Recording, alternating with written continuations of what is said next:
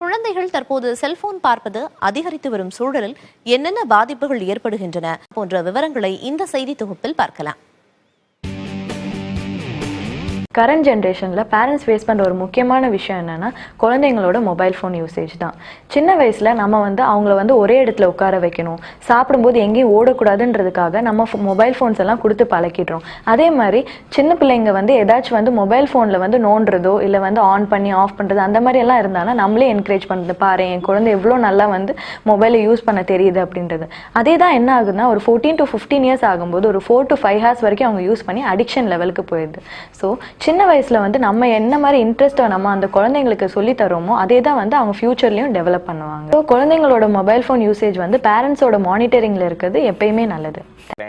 போனை வச்சுக்கிட்டு ஓடுறாங்க பின்னாடி, போன் இங்க பாரு இங்க பாரு இங்க பாருன்னு ஓடி ஓடி தான் ஓட்டுறாங்க. அப்புறம் இந்த நேரத்துல அதை சொன்னீங்கன்னா எப்படி டாக்டர்? ரொம்ப கஷ்டம் இல்ல? கரெக்ட் தான், பட் ஆனா இதை தான் பண்ணி ஆகணும், வேற வழி இல்லை. என்ன கொஞ்சம் இல்லை, என்கிட்ட 2 ஆப்ஷன் கொடுத்து குழந்தைக்கு நான் ஒரு ஃபோனையோ ஐபேடையோ காமிச்சு சாப்பாடு விட்டுறேன் டாக்டர்.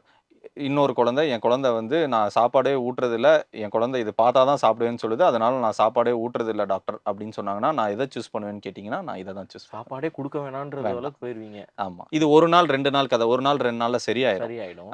பட் நீங்கள் உங்கள் குழந்தைக்கு இந்த டிவியோ ஐபேடோ ஃபோனோ இதை காமிச்சே நீங்கள் ஊட்டும் போது இல்லை, இதனால் பின்னாடி அவங்களுக்கு ஏகப்பட்ட பாதிப்புகள் வருது. இதை பற்றிலாம் நீங்கள் இன்னொரு பெரிய ஸ்பீச் டிலே இருக்குது, குழந்தை ஐ கான்டாக்ட் பண்ண மாட்டேன்றாங்க, சோஷியலைசேஷன் பண்ண மாட்டேன்றாங்க, யாரோட விளையாட மாட்டேன்றாங்க, பியர் குரூப் அந்த ஏஜ் குரூப்பில் இருக்கிற குழந்தைங்களோட விளையாட மாட்டேன்றாங்க. ஸோ இந்த மாதிரி ப்ராப்ளம்ஸோடு வருவாங்க. ஃபேமிலியோட டைம் ஸ்பெண்ட் பண்ணுறது ரொம்ப கம்மின்னு நினைக்கிறேன். So this could be one of the reason for all this things. செல்போன்களோடு உள்ள பிணைப்பை துண்டிக்க முடியாமல் பெற்றோர் தவிக்கும் நிலையில் எந்தெந்த வயதில் எவ்வளவு நேரம் செல்போன்களை பார்க்கலாம் என்று விளக்குகிறார் மனநல மருத்துவர் Nivetha. American and Indian association of pediatrics screen time for சில்ட்ரனுக்கு ஒரு பர்டிகுலர் டைமிங் சொல்லியிருக்காங்க.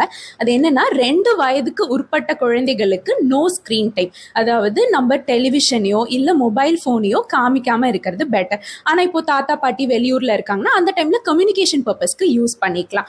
அதே போல 2 வயதுல இருந்து 5 வயதுக்கு உட்பட்ட குழந்தைகளுக்கு 1 மணி நேரம் நம்ம ஸ்க்ரீன் டைம் அலோவ் பண்ணலாம்னு சொல்றாங்க. அதுவும் இந்த எஜுகேஷனல் கண்டென்ட், அதாவது இந்த ரைம்ஸ் மாதிரி காமிக்கிறது ஓகே. மோர் தென் 5 இயர்ஸ் இருக்க கிட்ஸா இருக்காங்கன்னா 2 hours நம்ம அலோவ் பண்ணலாங்க. அதுவுமே பேரண்டல் கைடன்ஸ்ல நம்ம பண்றது பெட்டரா இருக்கும். குழந்தைங்க அடம் பிடிக்கும் போது அவங்கள சமாதானப்படுத்துவதற்காக நாங்கள் மொபைல் ஃபோனை கொடுக்குறோம் அப்படிங்கிறது தான் பெரும்பாலான பெற்றோருடைய கருத்தாக இருக்குது. ஆனால் மொபைல் ஃபோன் இல்லாத காலத்தில் என்ன பண்ணியிருப்பாங்க, குழந்தைங்களோட கவனத்தை திசை திருப்ப 1000 வழிகள் இருக்குது. அவங்களோட நம்ம அதிகமாக உரையாடணும், அவங்கள வெளியில் கூட்டு போய் விளையாட்டுகளை அவங்க விளையாடுவதற்கு அவங்கள ஊக்கப்படுத்தணும் அப்படிங்கிறதா மருத்துவர்களுடைய அறிவுரையாக இருக்குது. புதிய தலைமுறைக்காக ஒளிப்பதிவாளர் விஜயுடன் விக்னேஷ் சுப்பிரமணியன்.